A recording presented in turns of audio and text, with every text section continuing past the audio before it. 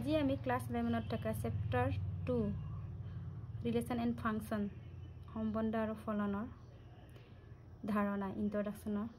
ওপৰত আলোচনা কৰিম। ইন্ট্ৰডাকচনটো মই আলোচনা কৰিম। প্ৰথমে ৰিলেশন মানে কি এটো জানো। ৰিলেশন সম্বন্ধ আমাৰ সম্বন্ধ দুই প্ৰকাৰৰ থাকে বুলি ক'ব পাৰি। সম্বন্ধ মানে আমি এতিয়া তোমাৰ দেউতাৰ লগত তোমাৰ সম্বন্ধ, ভন্টিৰ লগত সম্বন্ধ, তেনেকে ভাইটিৰ লগত সম্বন্ধ এটা থাকে। আৰু আমাৰ গাণিতিকভাৱে আমাৰ সম্বন্ধ বুলি ক'লে আমাৰ এটো a equal b, a greater than b, a greater than less than b, আকৌ a parallel b, a subset b, তেনেকে বোৰক আমি গাণিতিকভাৱে সম্বন্ধ বুলি কওঁ।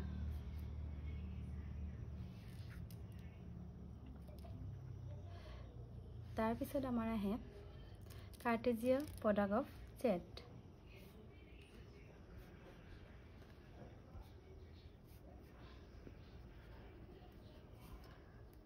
প্ৰডাক্ট অফ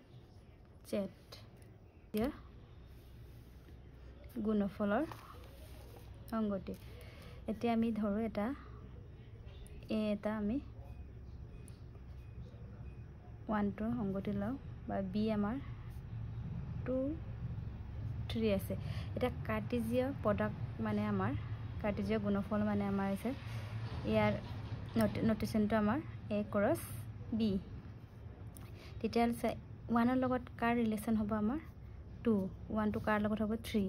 আকৌ এই 2 আমাৰ 2 ৰ লগত হ'ব আৰু 2 টো 3 ৰ লগত হ'ব। 1, 2, 1, 3, 2, 2, 2, 3 যেনিবা আমি পূৰণ কৰিছো, কিন্তু আমি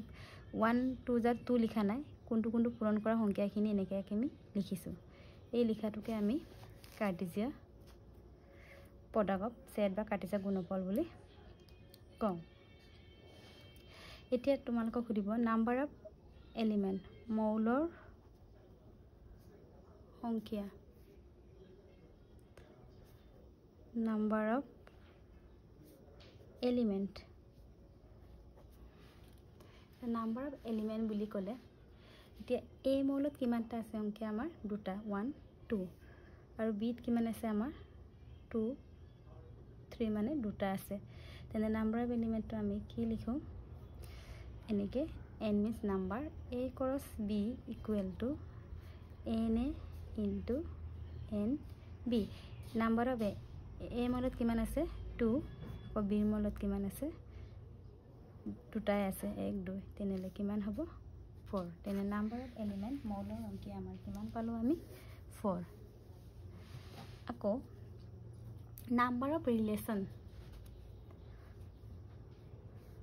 সম্বন্ধৰ সংখ্যা। নাম্বাৰ অফ ৰিলেশন সম্বন্ধৰ সংখ্যা বুলি ক'লে কি হ'ব আমাৰ এইটো হৈছে আমাৰ number of relation means subset number of subset of any Cartesian set। মানে আমাৰ ইয়াত এইটো হৈছে আমাৰ কাৰ্টেজীয় প্ৰমাণ কেইটা আছে আমাৰ সেট কেইটা আছে 1 2 3 4।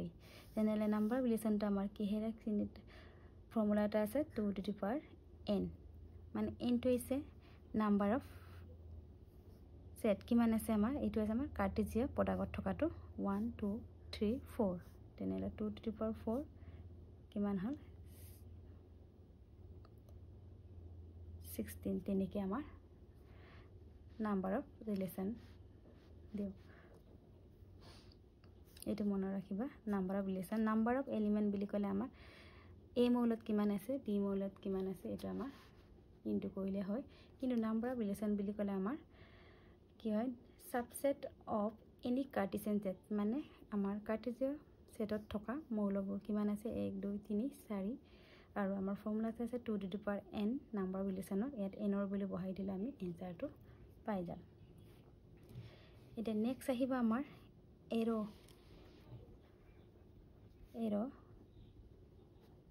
ডায়াগ্ৰাম।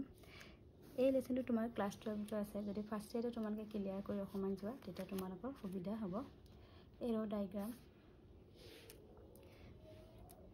এৰো কাৰ ডায়াগ্ৰাম এতিয়া আমাৰ চাম এ মৌলটো আমি লৈছো কিমান আছে 1 2 3 বি লৈছো আমাৰ 4 5 6 তেনেহলে আমাৰ অৰ্ডাৰ পেয়াৰ কাৰ্টেছিয়ান প্ৰডাক্টক আমি অৰ্ডাৰ পেয়াৰ বুলি কওঁ তেনেহলে কি হ'ব আমাৰ a ক্ৰছ b কিমান হ'ব সেটটো আমি বনাইলো 1 1 এ কাৰ লগতে হ'ব 4 1 এ 5 ৰ লগত হ'ব 1 এ 6 ৰ লগত হ'ব ঠিক তেনে 2 4 2 5 2 6 হ'ব 3 4 3 5 আৰু 3 6 ৰ লগত হ'ব 1 4 1 5 1 6 আকৌ 2 4 2 5 2 6 আকৌ 3 4 3 5 আৰু 3 6 আমাৰ কাৰ্টেছিয়ান প্ৰডাক্টটো আমাৰ এনেদৰে আমি উলিয়ালো তাৰপে এৰো কেনেকৈ হবে আমি ওভেল ড্ৰ কৰিম এনেকৈ তাৰপিছত আমাৰ কি আছে এইটো আমাৰ এ মৌল আৰু এইটো বি মৌল এৰ আমাৰ কি আছিল 1 2 3 আকৌ বি মানে আছে 4 5 6 এতিয়া আমাৰ ৰিলেশনটো কি হৈছে ৰিলেশনটো আমি r আখৰে চিহ্নিত কৰো x y such that sum of x আৰু y ৰ যোগফল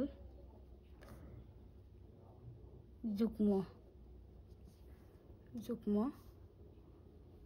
অংকীয়া আৰু x to car belongs to a আৰু y belongs to b মানে x আৰু y যোগ কৰি আমি যুগ্ম অংকীয়া পাওঁ আৰু x to কাৰ মৌল a আৰু y টো আমাৰ b মৌল চোৱাচোন এটা x আৰু a কোনটো যোগ কৰিলে আমি যুগ্ম অংকীয়া পাম 1 টো আমি 4 লগত যোগ কৰিলে 5 পাম আমি যুগ্ম অংকীয়া নাপাম 1 টো কাৰ লগত যোগ কৰিলে আমাৰ 5 ৰ লগত 1 + 5 6 তেনেহলে আমাৰ যুগ্ম তেনেহলে আমাৰ কাৰ চিন দি দিলো আকৌ 1 6 ৰ লগত নহব 2 4 ৰ লগত হ'ব 2 5 ৰ লগত নহয় আকৌ 2 6 ৰ লগত যোগ কৰিলে আমি যুগ্ম অংকীয়া পাওঁ তেনেকৈ 3 4 ৰ লগত নহব 3 কাৰ লগত যাব আমাৰ 5 ৰ লগত 3 6 ৰ লগতো নাযায় কাৰণ 3 আৰু 6 যোগ কৰিলে আমি যুগ্ম অংকীয়া নাপাওঁ অযুগ্ম অংকীয়া আমি পাওঁ তেনেহলে ইয়াৰ আমাৰ ৰিলেশনটো কি হ'বগে এই ওভেল দুটা ৰিলেশনটো ইয়াৰ কোন কেইটা হ'ব আমাৰ 1 5 1 5 2 1 5 হ'ল তাৰপৰা 2 4 2 6 আৰু 3 5 এটা হ'ল নাম্বাৰ অফ ৰিলেশনটো কি হয় subset of number of subset of Cartesian set মানে এইখিনি আমাৰ ইয়াত আছে নে হুমাই আছে 1 5 আছে তো তেনেকৈ আমি এৰো ডায়াগ্ৰাম ড্ৰ কৰোঁ তাৰ পিছত আহিব আমাৰ ডোমেইন ৰেঞ্জ কোডোমেইন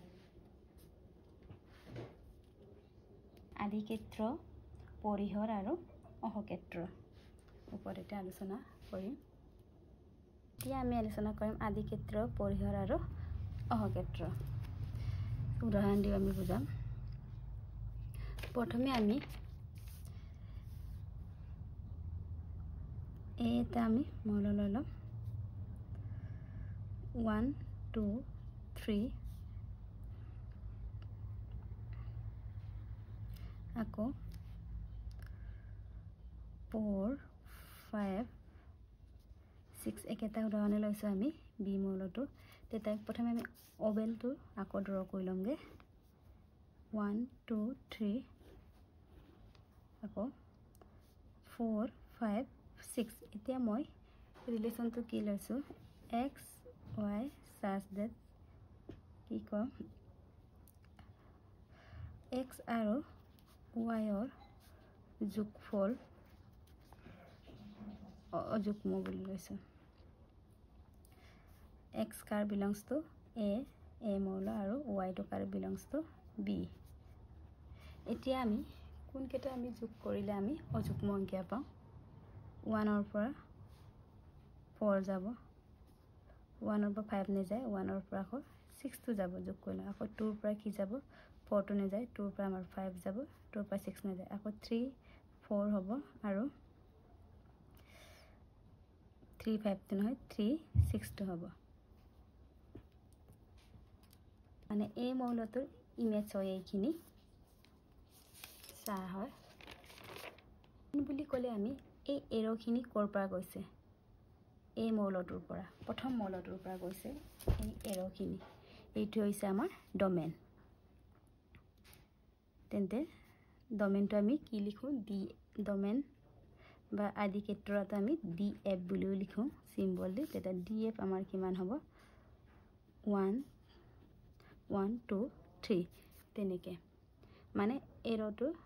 জৰ পৰা গৈছে তাৰ পিছত আকৌ ৰেঞ্জটো হৈছে আমাৰ এই এৰ'খিনি কলৈ গৈছে কাৰ তালৈ গৈছে এইটো হৈছে আমাৰ ৰেঞ্জ পৰিহৰ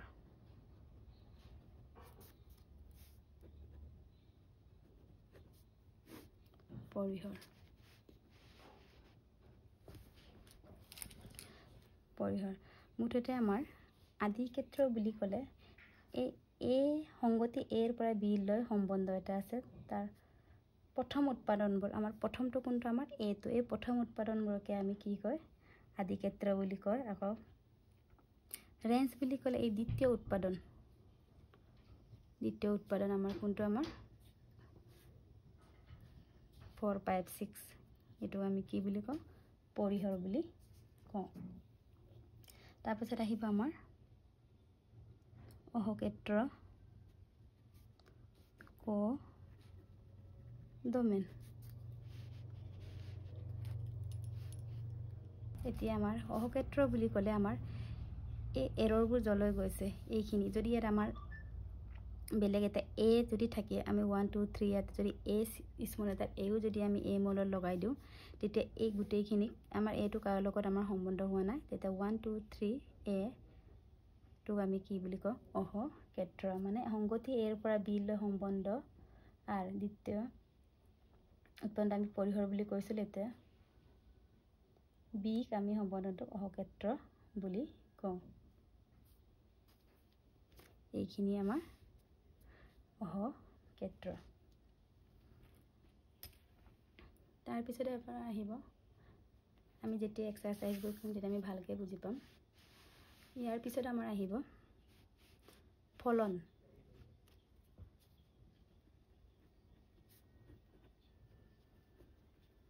ফাংচন আমাৰ ফলন ফাংচন বুলি ক'লে কি যিবিলাক ফলনৰ অংগতি এৰ পৰা সংগতি বি লৈ এটা সম্বন্ধ এই সম্বন্ধটো ফলন বুলি কোৱা হয় যদি সংগতি এৰ প্ৰত্যেক উৎপাদনৰ বিৰ সংগতি এটাই মাত্ৰ প্ৰতিছায়া ইমেজ থাকে তোমালোকক মই উদাহৰণ দি বুজাই দিছোঁ এতিয়া এটা অবেল লৈছোঁ আমি এ বি চি এইটো এ মৌলটো তাৰপিছত আকৌ ইয়াত মই এ বি চি 1 2 বা এ বি চি নাম দিছোঁ মই আলি দিছোঁ বিকি দিছোঁ আকৌ চন্দ্ৰা দিছোঁ তেতিয়া ইয়াক এৰৰটো আমাৰ কি ফাৰ্ষ্ট লেটাৰ ষ্টাৰ্টিং হোৱাটো আমাৰ চোৱা এৰ পৰা কোনটো ষ্টাৰ্ট হৈছে আমাৰ আলি বিৰ পৰা আকৌ বিকিটো ষ্টাৰ্ট হৈছে চিৰ পৰা আমি চন্দ্ৰাটো ষ্টাৰ্ট হৈছে মুঠতে মাত্ৰ আমাৰ এৰ পৰা কেইটা ইমেজ হৈছে ছায়া কিমান হৈছে এটা বিৰ পৰা আমাৰ এটা হৈছে চিৰ পৰা এটা আছে তেনেকৈ হ'লে আমাৰ যদি এটা মাত্ৰ যদি আমাৰ উৎপাদন বিৰ সংগতি এটাই মাত্ৰ প্ৰতিছায়া ইমেজ থাকে তেতিয়া এইটো হৈছে আমাৰ ফলন আমি এৰ পৰা বিৰ বিল সম্বন্ধটো আমি কেনেকৈ লিখোঁ এফ সাবটেক্স এ ডেছ বিৰে আমি বুজাওঁ এৰ পৰা বিৰ লৈ এফ ফলনটো আমি এনেকৈ লিখা হয় আৰু এটা উদাহৰণ দিওঁ যদি এ বি চি আকৌ ইয়াত আছে আমাৰ 1 2 3 এইটো অকল আমাৰ 1 ৰ ফালে যদি কাৰ চিনটো মাৰো বা বি টো একে 1 লৈ গৈছে সি লৈ যদি এনেকে 1 মানে ৰিলেচনটো আমাৰ কি হ'ব পাৰে a1 b1 c1 যদি এনেকে যদি 1 ৰ এটা একে সংখ্যাৰ যদি সম্বন্ধ হয় এটো আমাৰ এটা ফলন বুলি কোৱা হয় কি বুজি পালে আমি ফলন বুলি ক'লে আমাৰ ফলন বুলি কোৱা যদি এৰ প্ৰত্যেক উৎপাদনৰ বিৰ এটাই মাত্ৰ প্ৰতিচায় থাকে বা একে এৰ উৎপাদনটো বিৰ লগত একে যেনিবা 1 হলে 1 এ থাকিব লাগিব বা 2 বিৰ মূলটো 2 হলে 2 3 বা একে সংখ্যা একে হলে আমাৰ কি হবে এটো এটা আমাৰ সম্বন্ধ হ'ব যেতিয়া আমি এক্সাৰসাইজ কৰিম তেতিয়া ভালকে বুজি পাবা এতিয়া আমাৰ কিছুমান ফলন আৰু ইহঁতৰ lake some function in their graphs প্ৰথম যে চোৱা কিছুমান আমাৰ গ্ৰাফ কৰিব লাগিব y equal to আমাৰ f of x ফলনটো আমাৰ x মানে that is y equal to x যদি x ৰ মান যদি আমাৰ 1 ন তেতিয়া কি হ'ব আমাৰ y ৰ মানো আমাৰ 1 হ'ব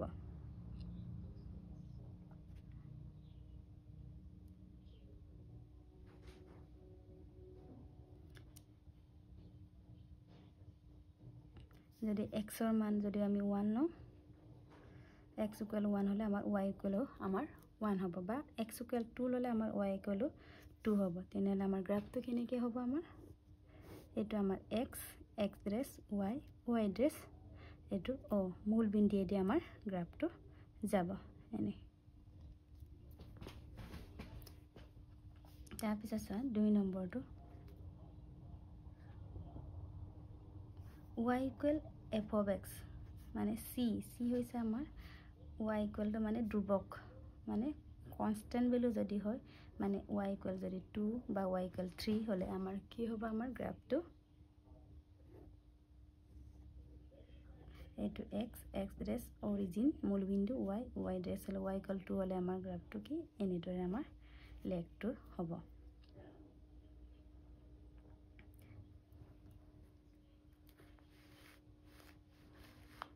তারপর আমার 3 নম্বরটা আমার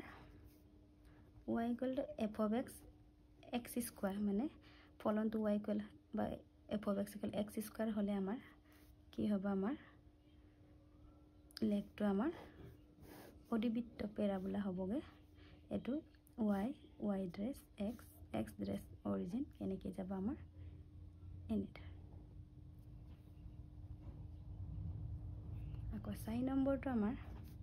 y equal f of x equal to x cube যদি হয় তেনে আমাৰ গ্ৰাফটো কেনেকৈ যাব x x dress y y dress যেনিবা আমি এনেকৈ 1 2 তেনেকৈ দিব পাৰা আৰু তেতিয়া গ্ৰাফটো আমাৰ কেনেকৈ যায় ইয়াত পজিটিভ হলে এনেকৈ উঠিব আৰু নেগেটিভটো আমাৰ এনেদৰে আহিব ইয়াত আমাৰ ওপৰলৈ যোৱাৰ কাৰণটো হ'ল এক স্কয়াৰ ইভেন নম্বৰ যুগ্ম সংখ্যা থাকিলে হতে আমাৰ প্লাস এ থাকে এতিয়া 5 নম্বৰটো চোৱা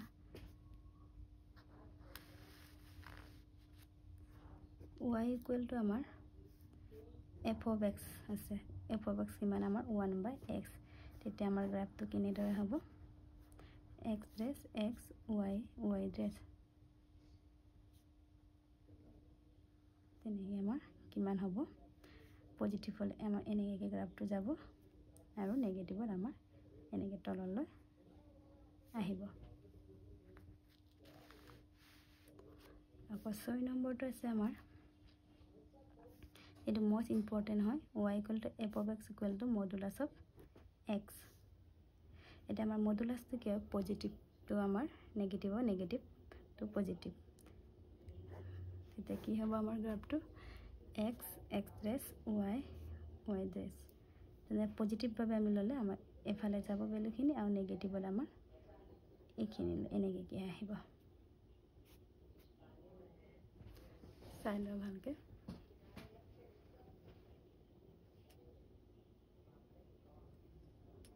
এটা মডুলাস বুলি ক'লে সকলোৱে জানে কি নেগেটিভ পজিটিভ নেগেটিভ দুইটাই হ'ব পাৰে যদি এক্সৰ ভেলু 1 হয় পজিটিভ নেগেটিভ হ'ব পাৰে 2 হ'লেও পজিটিভ নেগেটিভ হ'ব পাৰে হ'ব ইয়াত পজিটিভ হ'লে আমাৰ এফালে যাব নেগেটিভ হ'লে আমাৰ এফালে মানে x y ইকুৱেল আমাৰ x y ইকুৱেল -x দুইটাই আমাৰ হ'ব যেতিয়া y ইকুৱেল x ত আমাৰ কি আছিলে কোনফালে গ্ৰাফটো আকৌ কেনেদৰে আঁকিছে এবাৰ বুজাই দিছোঁ পজিটিভত আমাৰ যেতিয়া আমি y ইকুৱেল x লৈছিলোঁ তেতিয়া গ্ৰাফটো আমাৰ পজিটিভত এফালে যায় আৰু নেগেটিভ হ'লে আমাৰ এফালে আহিব এইটো চা নেগেটিভৰ কাৰণে আমাৰ এফালে আহিলে মডুলাছৰ ক্ষেত্ৰত গম পালা কেনেকৈ গ্ৰাফটো ব্যৱহাৰ হয় ইয়াৰ পিছত আমি এক্সাৰসাইজ কৰিম তেতিয়া ভালকৈ বুজি পাবা অকণমান অলপ আইডিয়া আহিছে বুলি মই ভাবিছোঁ